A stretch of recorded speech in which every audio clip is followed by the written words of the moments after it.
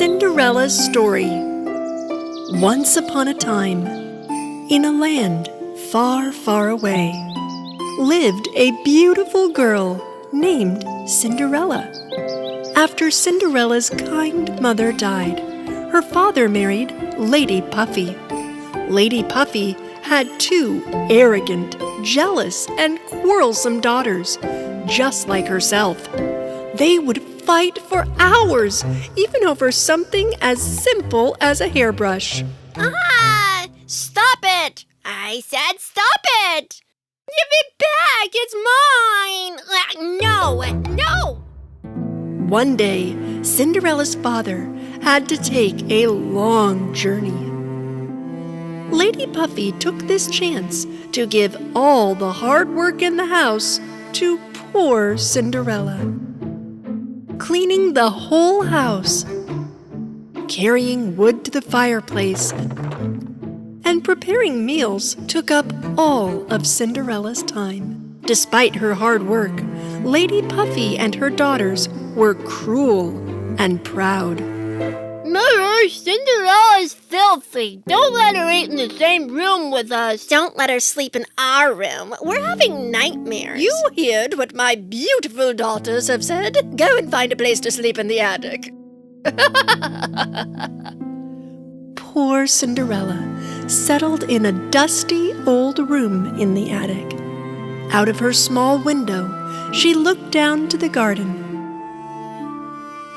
And from time to time, she would talk to a snow-white pigeon. Why, hello, sweet pigeon.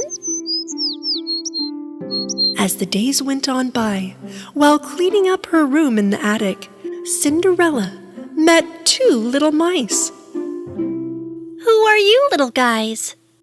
Hi, I'm Cheddar. I am Mozzarella. And I am Cinderella. You little guys love to eat cheese, don't you? I will prepare a delicious meal for you. Yes. We are starving. We haven't been able to go to the kitchen for hours. There is a mean, hairy, sharp monster down there. That nasty cat, Papu. First thing tomorrow morning, I'm going to prepare a delicious breakfast for you two. The next morning, Cinderella went to the kitchen without making any noise. The mean cat, Papu, waited in front of the tiny mouse hole in the kitchen to hunt Cheddar and Mozzarella. Cinderella silently took some pieces of cheese and headed to the attic. But then, Lady Puffy's daughters caught her. What are you holding in your hand? And where are you going with it? It's just some cheese for breakfast. Mom, Cinderella is stealing our food. I'm stealing? I would never steal anything. A thief and a liar. What an evil girl you are. The little mice went downstairs and started to run around the kitchen to scare the evil sisters. Ah! Oh no! A mouse! There's a mouse in the house! Mom, I'm scared! Not one mouse, it's two! Ah! Lady Puffy was just about to catch the mice when there was a knock at the door. The royal ambassador arrived. His Majesty the Royal Prince has prepared a grand ball at the castle tomorrow night. All the young ladies around the country are invited to this ball. As soon as they heard about the grand ball, Jezebel and Cassandra ran with huge excitement to their rooms and started to pick dresses for this important evening. Also, Lady Puffy wanted her daughters to look beautiful. So, the evil stepsisters forced Cinderella to prepare beautiful ball dresses for them. The next day arrived. Cinderella was very tired. Her little friends tried to wake her up. Cinderella, wake up! Wake up! You have to go to the ball! But I don't even have a dress. The only dress I have is dirty. Close your eyes, Cinderella. We have a surprise for you. Her little friends took Cinderella to the middle of the room. The white pigeon lifted the cover of the wall with its beak. Ta-da! Ta-da! I can't believe it. It looks amazing. Cinderella put on her new dress and did her hair, and finally went downstairs. But her evil stepsisters saw Cinderella and went crazy with jealousy. Lady Puffy didn't want Cinderella to go to the ball when she saw that she was prettier than her own daughters. So she threw a bowl of beans into the fireplace in the living room for Cinderella to pick up. If you can pick up the beans out of the ashes and put them back into the bowl within 5 minutes, you can come to the ball with us. Cinderella wanted to go to the ball so much that she began to pick up the beans. Her little friends saw her situation and came to help. Within 5 minutes, they picked up all the beans and put them back into the bowl. Cinderella ran after Lady Puffy, who was already leaving, and showed the full bowl to her.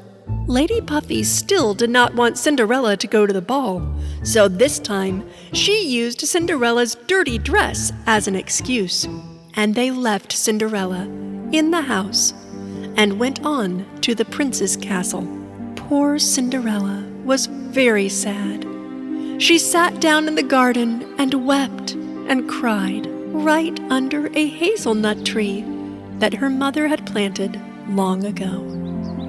And just then, the hazelnut tree began to shake and to shine, and a beautiful fairy appeared in front of Cinderella. My name is Leabelle, and I am here to help you. Don't be sad. You will go to that ball as well. But how am I supposed to go to the ball like this? Leave that to me. I just need a pumpkin. The other things I need are already here. Cinderella came back, holding a pumpkin in her hands. Fairy Leabelle began to wave her magic wand around and turned the pumpkin into a beautiful coach. The mice into very nice horses, and the pigeon into a well-dressed coach driver. Cinderella couldn't believe what she saw. But how did you do this, Leabelle? The fairy waved her magic wand again and put Cinderella in a beautiful blue dress. On her feet appeared sparkling glass slippers. I look like a princess now. Thank you, Leabelle. Now it's time for you to go to the ball. Hurry up. The fairy warned Cinderella before she headed to the ball. But don't forget, you need to be back at midnight, or else the magic will be gone and everything will be as it was before. Cinderella listened to the fairy carefully and finally headed to the castle. The pumpkin coach stopped in front of the big castle. Cinderella, with her overwhelming beauty, entered the castle. The guests of the ball saw Cinderella and wondered who this beautiful young lady was. Neither Lady Puffy nor her daughters realized that this beautiful girl was Cinderella. Prince Leo moved towards Cinderella and fell in love at first sight. Beautiful young lady, may I have this dance, please?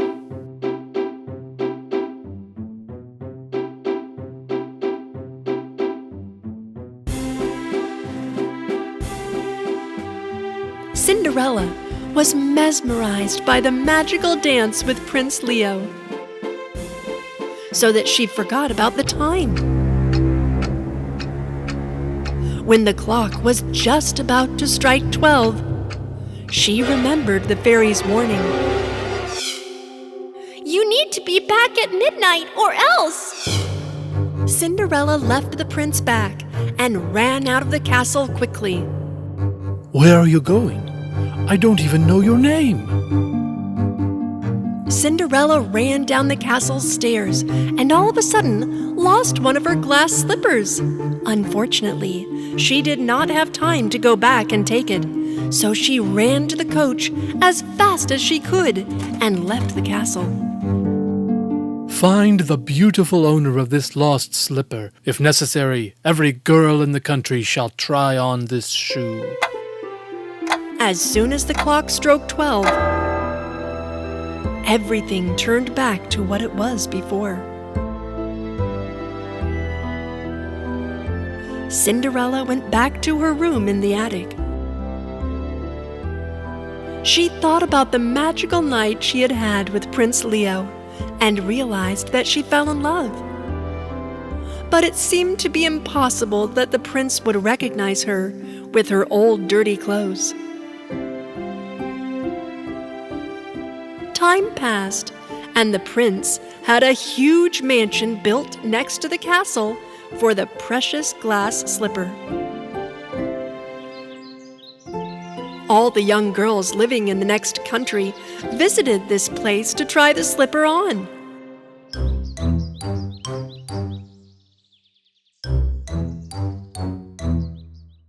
Even Lady Puffy and her daughters visited the famous mansion, but did not take Cinderella with them. You stay at home. It is impossible that the shoe belongs to you.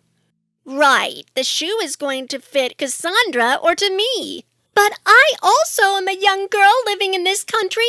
I have the right to try on the shoe as well. Lady Puffy did not even listen to Cinderella. She locked her up in the house and left with her daughters.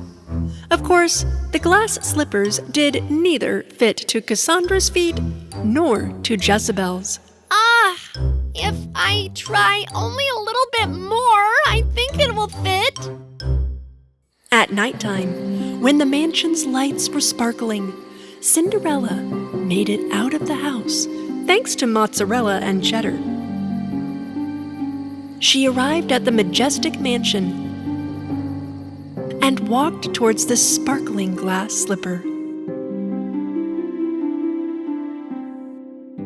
As she was just about to try on the shoe, Prince Leo stepped into the room. Stop! Don't move! You're going to damage the shoe. No! It's my shoe! It fits me perfectly! She is telling the truth. She is Cinderella. Cinderella courageously put on the shoe in front of Prince Leo, and he realized that the shoe fits perfectly That night. to Cinderella.